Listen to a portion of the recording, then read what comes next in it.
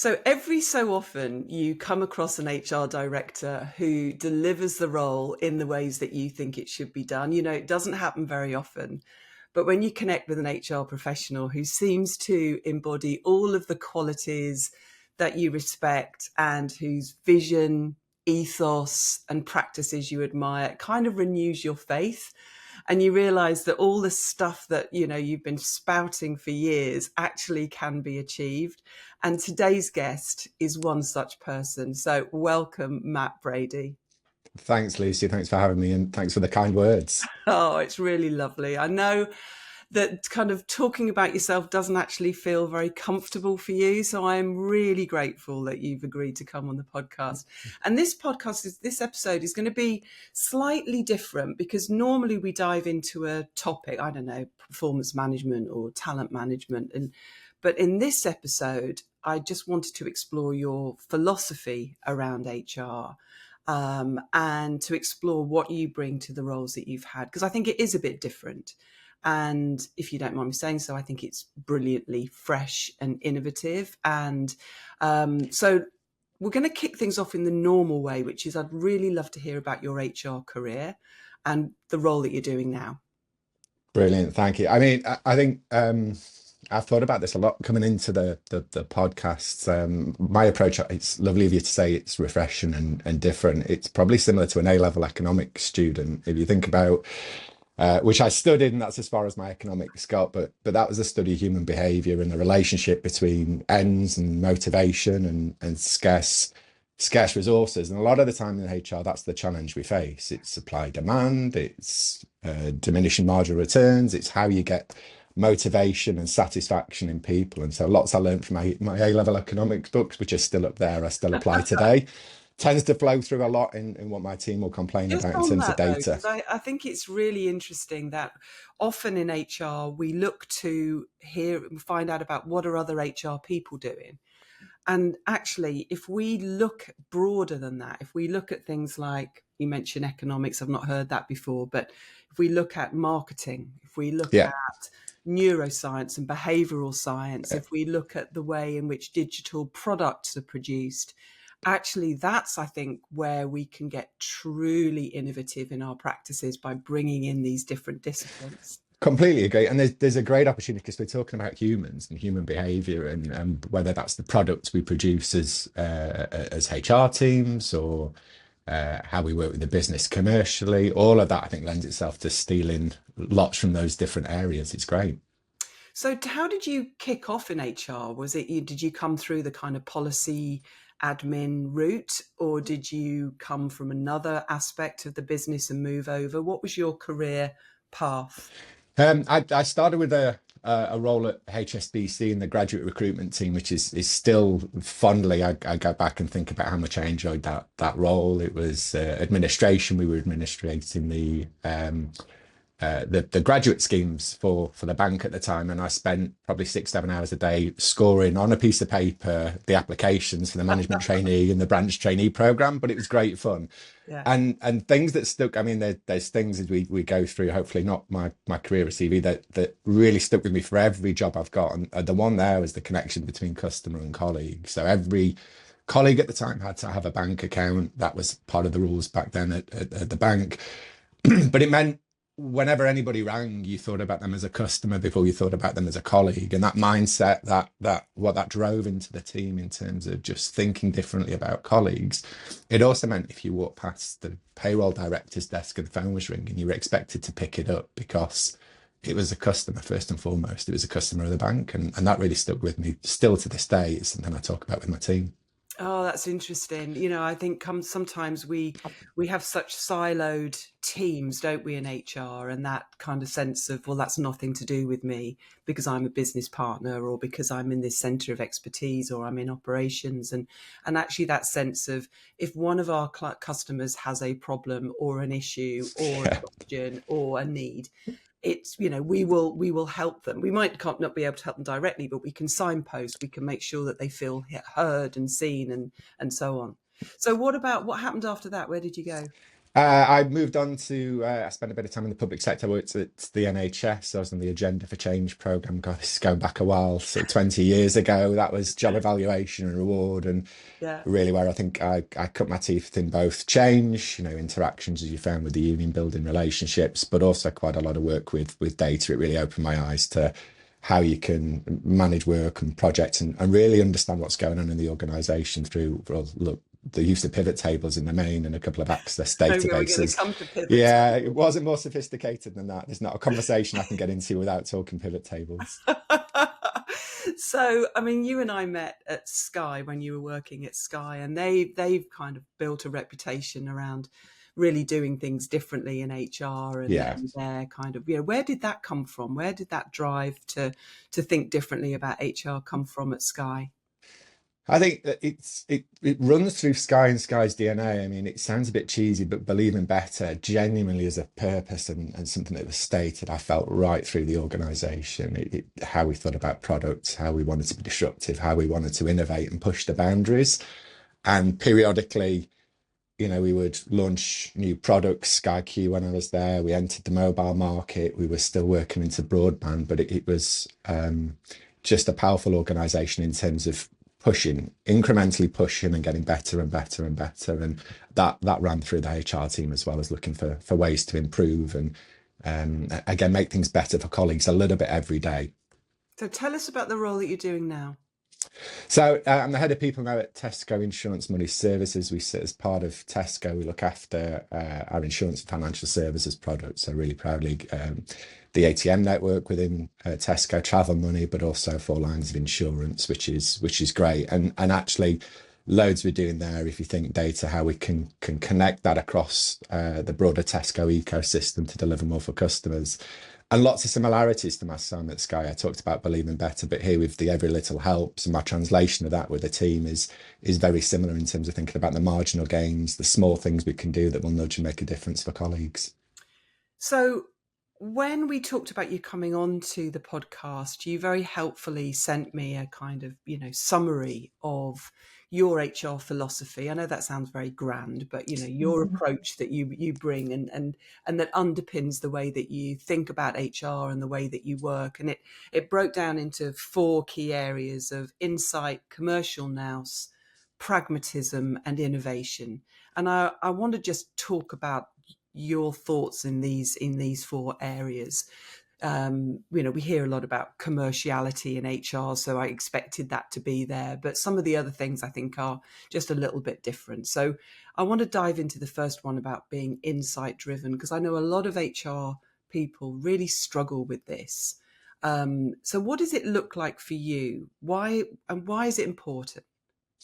It's important because in my experience, I mean, it plays to my strengths, I would say. So it's where I feel most comfortable and authentic. So it tends to be where I start, but also it cuts through the noise with leaders that I've worked for over my career better than anything else I've really tried. And I think that the magic a lot of the time tends to happen not when you look at data in isolation or insight in isolation, so the levers and reasons for leading. It's when you connect that to performance data or data that's going on or what's happening in the business. That's when you start to tell the story. And so, if I think of examples, right now at Tesco, where we've looked at our employee satisfaction, what we call our EVM survey, Every Voice Matters, we've been able to shift that not by what I've seen in other organizations where you find an action plan of 5 pillars and 25 actions and 25-point slide decks that you can never deliver in the 6 months between a survey. Yeah. By just getting really clear and really focused. And we looked at how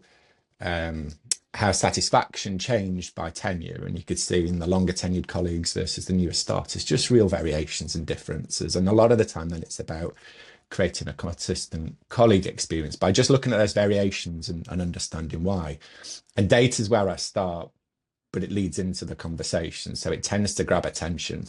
Yeah, and that's the key, isn't it? I think, most HR teams will produce data, and I have produced the most appallingly large, complex, dense data sets that I've presented to my board, or, whether it be just stuff around demographics and DEI, or whether it be absenteeism and churn, or the engagement survey data, but what I didn't do, and I think what you're describing is, and back to marketing again, actually, is I didn't use the data to tell a story.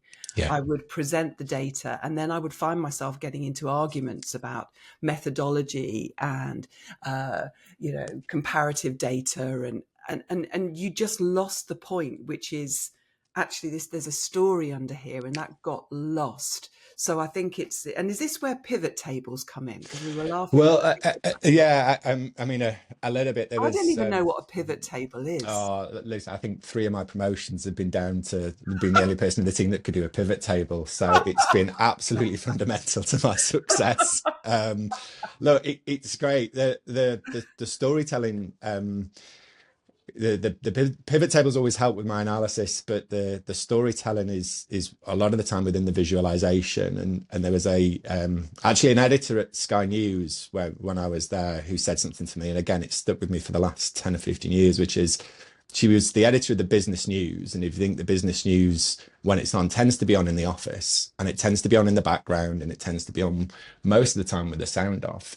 And they had a rule in the data team that was, if you show anything, you've got to be able to understand it with the sound off. It's no good if you have to explain it, because people haven't got the sound. It's in the background, they're busy at work. And again, that stuck with me as a way of just challenging what I encountered as the same as you, that people will try and pick holes in the data, or the scale's not right, or show me this. If you can understand it with the sound off, if it takes no explanation about how you did it, that I think leaps you forward into the discussion about what it's telling you. I try and use this expression around shock and awe data as well. I think, and I can absolutely see the kind of news headline aspect in that. And, whether it be Deloitte saying that they discovered that, 2 million hours have been spent on performance management. And I think when you can get that big headline, the shock and awe data, that it doesn't necessarily convince people to immediately change the way they're doing things, but you at least get given permission to explore, don't you? Then, yeah, at least we've got to do something. So it just gives you that permission to try something. It absolutely does. And again, the balance I try and strike, particularly working as part of leadership teams. So whatever my job title, I consider myself a business partner, and a lot of the time, I think that the shock and awe data is a great place to start, but you've got to build confidence, then it's achievable. So if something feels so big and so challenging, actually getting the buy-in that we could take action that's going to make a difference can be your next challenge. And so then breaking that down to the 2 or 3 things that we can do that will make a difference, that will move us forward, tends to be the next challenge when you're using the data. So I want to move on to this next one, which is about commercial savviness, commercial nous, and it should be a given, shouldn't it? In this stage of HR's evolution.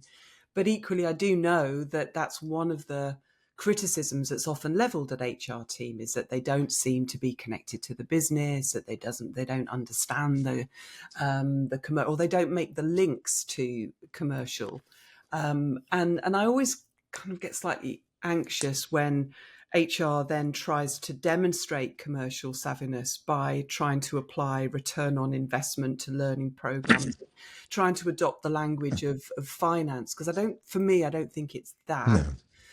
How can HR people convey that they have commercial savviness? What does that look like for you? It was a light bulb earlier in my career where I think a lot about influence and facilitation as skills. They're things I practice. They're things that, if I'm honest, haven't always come naturally to me. I work with leaders who just look like they did it effortlessly and very confidently and in a certain way that I tried to replicate, I think, earlier in my career. And it wasn't authentic for me. It wasn't until I thought about it as a skill and something I needed to practice and learn that it started to really move forward and from a place of strength. I think the commerciality, I think of this as commercial savviness. And so a lot of the time it's just recognizing that leaders right now have got immensely difficult jobs, competing demands. And so when I think of commercial savviness, it's about finding, again, the 1 or 2 things that connect most with their agenda, rather than try and fill what little bandwidth the leader has with everything that's on my pad. And if I can connect that with a problem they've got within their business area, that's what I mean by commerciality and savviness. And that could be actually starting with the issue they've got and working it back to the people root cause. And that might be a talent issue or a gap in succession or a capability gap. But I think, again, when you can start to build those connections, you can make real impact. And just having the confidence to pause, and instead of leaping into providing an immediate solution to whatever it is they appear to be asking, or telling them what the policy is, or Yeah, yeah. that kind of classic where we want to support, and we move into that either sort of nursemaid compliance officer type role, but actually just pausing and asking great questions. And I'm interested that you say that these are actually skills that you need to work on. So how do you work on them? If so there's somebody junior out there as an HR person and they're thinking, oh God, but these leaders are quite scary and I've got to, how on earth do I ask a great question? How have you built up that capability? I mean, it's honestly, it's trial and error. And the light bulb went off when I thought about it as a skill. But when I thought about it as a skill, and I knew it was something I needed to work on and practice. And so if I feel like I've not used facilitation skills, I'll make a point of going and trying and practicing, and almost, a bit like CPD, keeping my hours up is the best way of looking at it. I think the other tip I would give people is, and again, it's a bit cliched, but do it from a place of authenticity and where your strength lies. And so for me, being more introverted and more grounded in data and thinking and maybe head more than heart, that's where I start when I think about those things. They're very structured and have a plan. I used to think people would rock up to a facilitation thing with a bunch of post-it notes and could do these amazing things quite naturally. And there are people who are like that.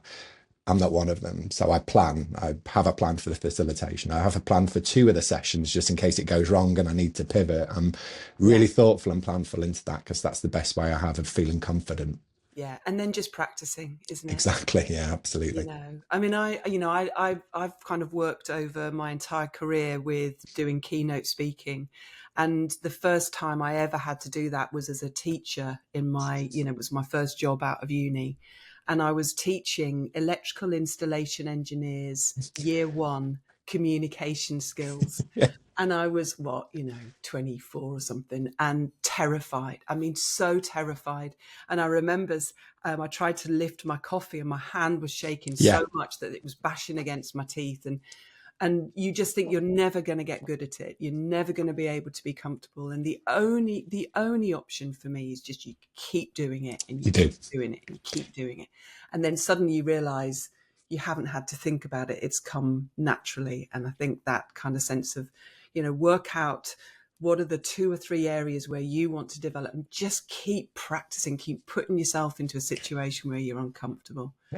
And look, most people in HR I've worked with, I think we're the hardest critics on ourselves as well. There's nowhere generally that sets higher standards on ourselves of what we should do and the impact and all the things we should be that in practice, if you to ask your audience member afterwards, it's never really as bad as you might be making it. That's so true. And you mentioned in that piece around commercial savviness about collaboration. Yeah. And I was interested why that sat in the commercial piece. Talk to me about how you collaborate. What does it mean to you? It means, I won't use the model that I trot out, but it generally means new and different. I will get on my soapbox a little bit. I think lots of the times people talk about collaboration, it's actually about compromise. When I hear win-win, it's, we had our position, they had their position, we met in the middle and did a bit of both. And that a lot of the time is working absolutely right in certain situations. But the best examples of collaboration is where I've had a position, the person I'm working with at the business has had a position, but actually what we've got to as a result of that challenge and the debate is something that's new and different and better than we would have got to if we'd have just been entrenched in our views and compromised. And so some of the things that I've made the biggest impact in work and working with business leaders is where we've had the debate, had the challenge, but got to something that's new, different and better as a result of that. And a lot of the time, I think we can be in danger of trying to cascade and roll things out and take things because it's about implementation. If you can get upstream of that and really think about the problem and work with the leader through collaboration, get to something that then has a better chance of being embedded because there's more buy-in and it's Exactly. more fit for purpose. And also builds our credibility, doesn't it? Absolutely, yeah. Yeah. And I think it's that sense of we're not just rigidly pushing something out. We've listened to the fact that they are special and different. They're never as special and different as they perhaps think they are, but we hear it. They are special and different, and we're trying to work for something that's going to work for them rather than Yeah. rigidly sticking to our position.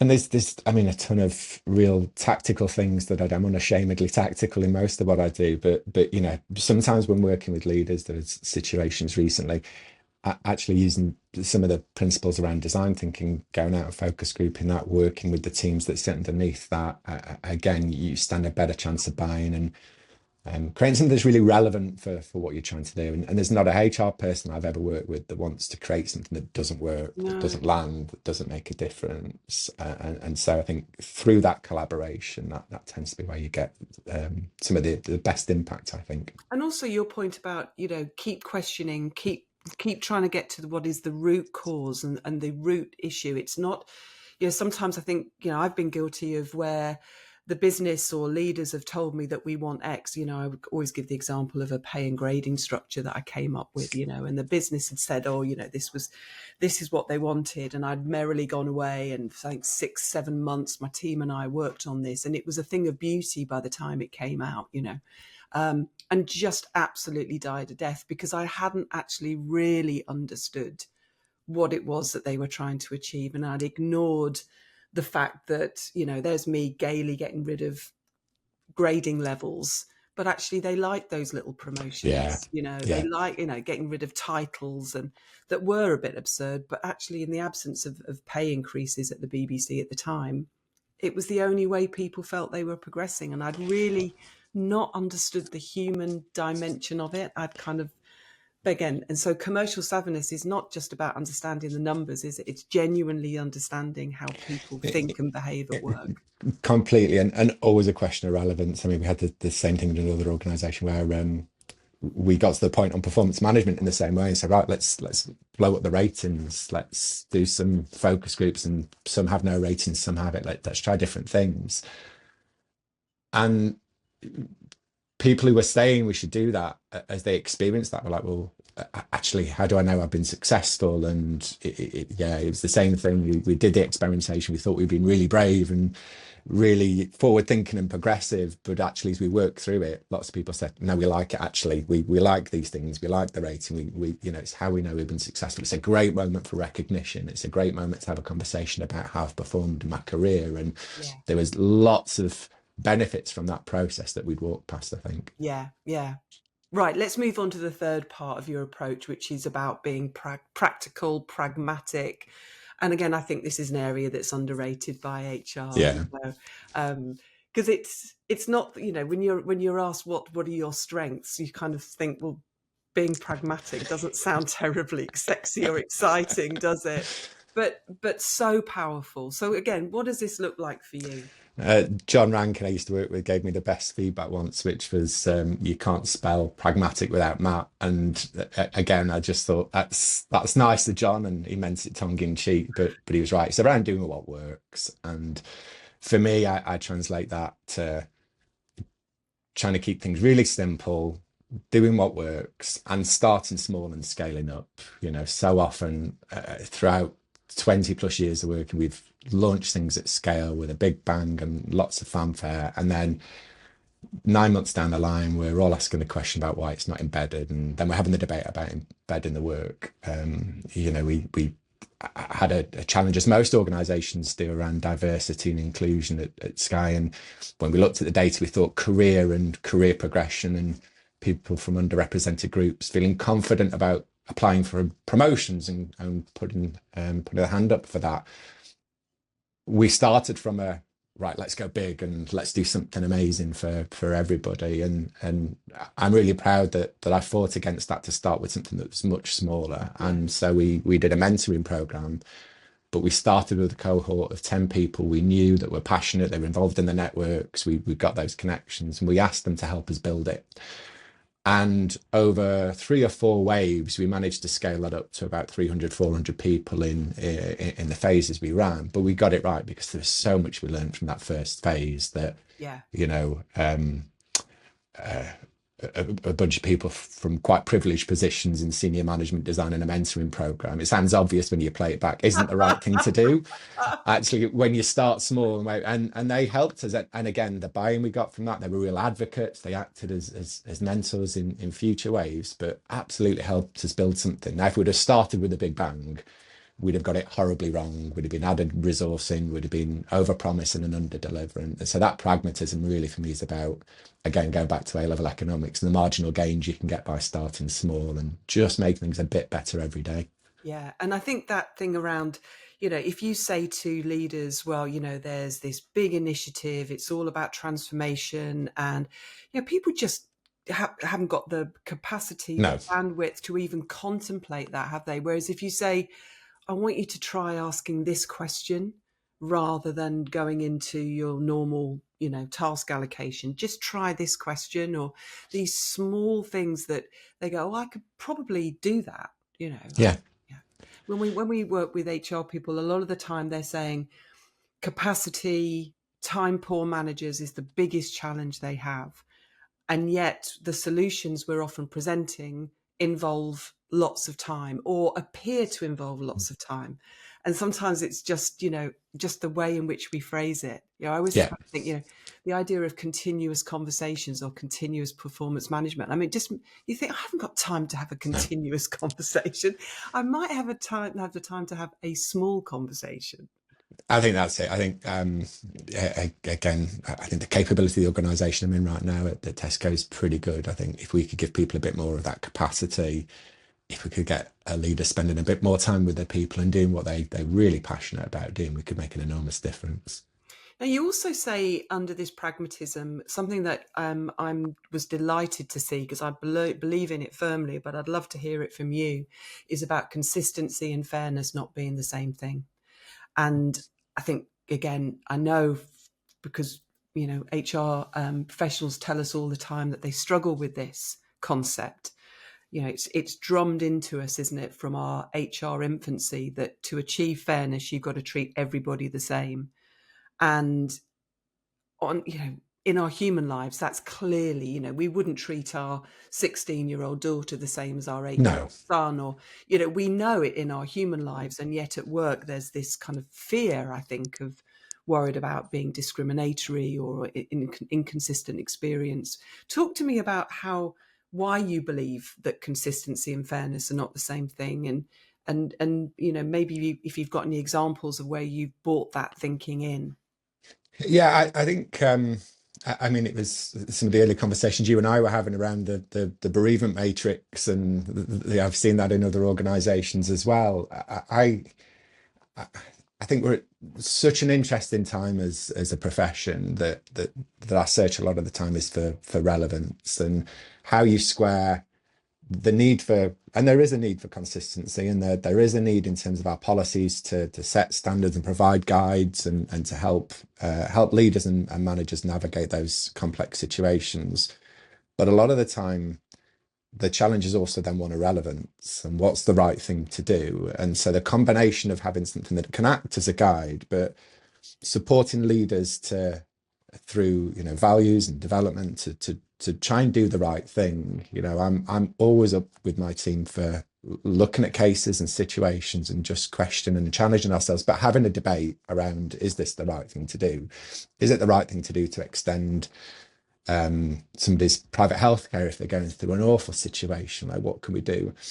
And actually, if you look at key moments through the employee life cycle, things like returning from maternity leave is a classic. That's such a powerful moment for people. It's such a moment of dread. You've been off for a year, and where organizations can get that right. I was talking to a former colleague who works at Spotify, and they do things, I mean, some amazing tech, but they do things where They create a video from the team that encourages welcome back. They just make it really personal and human. Now, that's not we've got to return to work and here's the maternity policy. That's going, well, that can act as a guide. But within that, we can do things different. We can create an opportunity. And actually, you can turn something that's a real pain that everybody remembers. My wife remembers returning from maternity leave and just how horrible it was, and the tech didn't work, and she spent 3 days doing e-learning. And if you can turn that to something else, it's like it's a moment that you go, well, I remember that. But the advocacy you can get from that, people will talk about that. You'll share that with 10 people in a really positive way. It can be powerful. And so, again, I'm not up for most of the time the work that's involved in rebranding and recreating lots of policies, but see them as a guide and always remember there's a human at the heart of that. And actually, if they're going through a terrible time, then think about what that's like and what you can do and how you can do differently. Like consistency and fairness aren't the same thing. They're really not. Completely. And as I say, I think it's an area that if we focus less on compliance with the policy and more about equipping managers to help make those judgment calls, and not just make the judgment call, but articulate their decision in a way that works for the recipient of that. I think that's just a very different skill set for us, and yet actually where our great employee experiences will come from. And the things we talk about, trust and empowerment and all that goes with that, again, the real opportunity to demonstrate that, I think. So let's move on to the final area of your ethos, your kind of 4-part ethos. And I think this is the one that when I first met you really stood out for me, actually, which is that kind of bringing innovation into HR. And I think in a world where we're often fearful of getting things wrong, being innovative can sometimes feel like you have to be really brave and bold. I remember people at the BBC would say, "Oh, that's a brave decision," and they didn't mean that in a positive way. That was basically, "You're insane trying this," and it isn't always comfortable, is it? And can you just maybe talk about some examples where you've brought innovation, you've applied this philosophy? What does the kind of innovation look like for you? Innovations, I mean, I maybe at risk these days of plagiarism. It's like it's stealing, it's taking things from, we talked about marketing or different industries or different people, or some of the conversations we've had over the years, and taking those and adapting into maybe problems we're facing in the workplace. I would say, in my experience, it's a combination. We talked about collaboration earlier, but it's always a combination of the leader that you're working with or partnering in terms of where you want to try it.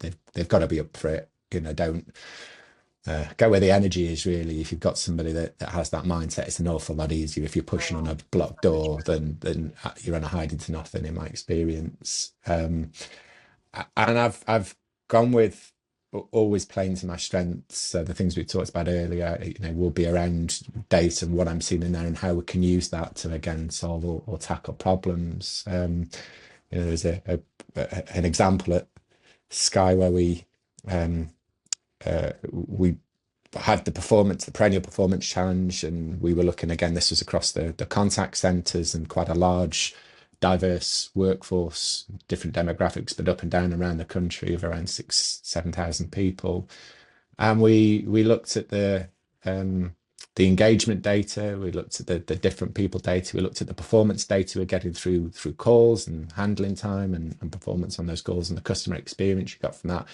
And we segmented all of that data into 4 or 5 different personas that, it's going to sound really linear and really easy, through a lot of trial and error and development, then produced something as a prototype that enabled leaders to have 5 or 6 different performance conversations. And so, again, trying to move away from the consistency is king and here's a script and now go and do that same script to 6,000 people and expect all 6,000 people to raise their performance. We just did it based on what we saw as the drivers.